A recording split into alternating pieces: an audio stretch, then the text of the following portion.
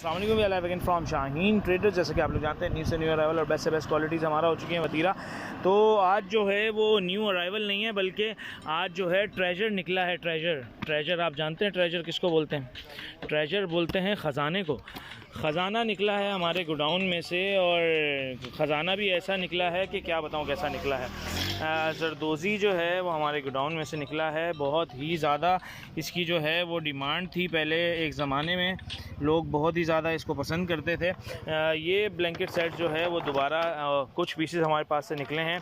इस पे इसकी जो वो है, क्या है इसकी जो ख़ासियत है वो ये है कि इस पर कढ़ाई हुई होती है ब्लैंकेट स्टफ़ में। हालांकि और किसी चीज़ में कढ़ाई नहीं आती ब्लैंकेट्स में रेंज में, लेकिन ये एक ऐसा वाहिद सेट है। और दो ही पड़े हुए हैं। इसका एक पर्पल कलर पड़ा हुआ है और एक इसका मैरून कलर पड़ा हुआ। तो if you want to purchase it, और अगर आपको ये चाहिए है ख़जाना, तो आप हमें कांटेक्ट कर सकते हैं। शुक्रिया।